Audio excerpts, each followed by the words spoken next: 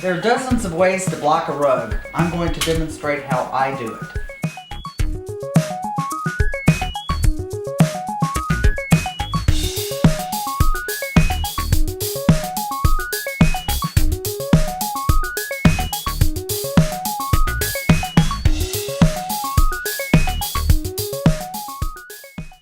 But how you finish a rug can make it great or ruin it, and you've spent months or years stitching it. The most important thing is take your time and don't rush it. I have already drawn with a ultra fine point Sharpie the size of the finished rug, and as you can see that it is not even close to square. It doesn't hurt at this point to stretch it a little bit to start it out. So you start with the corners and line it up with your edges. The first go round usually is just kind of a starting point, so I don't have to be incredibly accurate. It's got a lot of squaring up to do. Try and match up the line as best as you can. This corner here is really bad. It's going to take a lot of work. And just start working your way around. You may have to stretch in some spots. It's also useful to have a ruler, and if I lay it on here, you can see how off this side is. Parts of it's going to have to be stretched and part of it just kind of pushed up there. And don't tack too close to the edges because it makes waves. You need to remove them because I was pushing up instead of pulling down. So the tool is great. The removal tool is great because when you do it wrong, you can just pry it out. There's usually a side that's more of a problem than the others because it's real out of square, like this end down here, got lots of waves in it, and that's the side that usually gets more blocking than the rest of it. But it's all fixable. There's some nice waves right here that will be a challenge to get out. In fact, I might even remove this tack and pull that a little bit deeper right there. This corner here is going to take some extra work too because it's real pointed in the wrong direction. If you don't square up your rug good, once you finish it, you'll think it's okay, and years from now you'll say, why did I do that? I do my flat weave and fringe first, but I ignore that part when I'm blocking. You can always do it later, but you've got less opportunity to unsquare your rug again, and it's easier to cut the fringe off the gauze. Now I've got it mounted for the first go round. This is just going to flatten it. I'll see what areas really need to be worked on the next time, and I'll be adding lots more tacks. Okay, now that it's blocked, I take my iron, and mine's got a push button, and I hold it a few inches above and just spray. Just keep pushing it and spray until it looks like it's going to be getting really wet, and then I stop and then let dry. Okay, it's been a few hours and the rug is dry, so I take a ruler and I lay it on the lines of the rug, and you can see that it waves in and out, so now I have to fix it. So I like to have a tack handy, and this side here needs to come down, so pull it down and stick a tack. The more gauze you left around the edge, the easier this is. And I can see right here that it needs to come down some more. And just go along the edge, adjusting where you need to. And if something's not far enough, like this one right here, it's easier to pull it out. Pull it a little tighter. You may need more than one tack. If you put them up higher to the rug, it gives you more to grab later when you need to, but don't put them too close. This is a really bad corner. It was pulled real pointy when I mounted the gauze, and I may have to work on it. There's always one really bad spot, and this is going to be it. It may take a few blockings just to fix that one spot. I will be able to fix it. If the gauze isn't long enough, I may make a mark with my finger and then come back and pull it. And this is another bad corner because it dips up this way. But we can fix it. This side's not too bad, except it's got a lot of dips and waves. I usually leave the tacks in and just keep adding more unless I need to remove them. It holds it in place and I can adjust it. Now that I've readjusted some more tacks, steam again.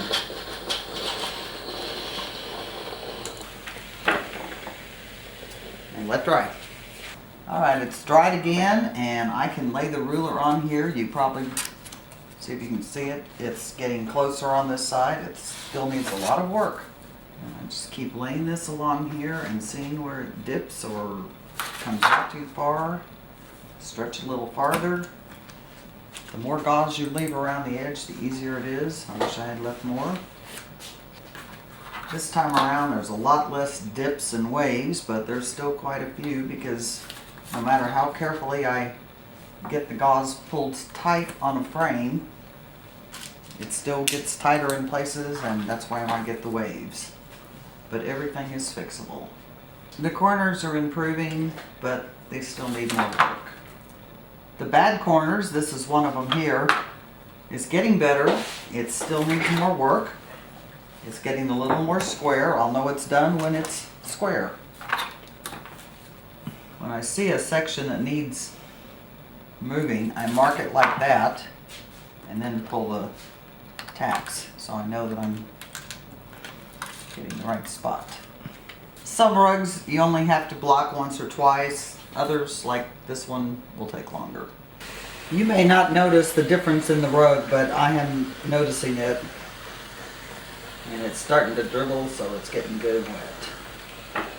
This is the third blocking, and I'm noticing the edges are getting much straighter and the corners are starting to get to be square. But now we let it dry. Visually, I can tell a lot of difference from yesterday.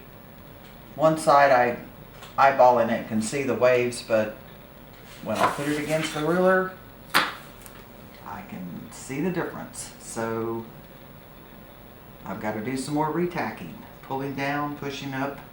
At this point, the major changes have been made. This is tweaking the little dips and waves because I want a perfectly square, straight edge. It's worth doing because in the end you're going to have a product that 10 years from now you will still know you did a good job. You've spent months, possibly years, on your rug. You don't want to look at it 10 years from now and say, I can't believe that I took those shortcuts just because I wanted to be finished. Once you finish it off and stitch up the edges, it will always stay just like it is at that point. It's worth taking the extra time. I didn't used to block because I'd pull them off the frame and say, well, that looks pretty good. But I can look at them now and see how out of square they are, or there's little pulled ripples. And I wonder why I didn't fix that. Because I was being lazy. Don't be lazy. Don't take shortcuts. And even though there are already tacks here, a lot of times you can just pull a little bit at the end and add another one. You can see the tacks are getting thicker. I didn't leave as much gauze allowance on the two long sides as I did on the ends. You want to leave as much as you can because you've got more to grab. You may notice one of the nice things about the foam core is you don't always have to use this handy tool. You can just pull them out with your fingernails sometimes.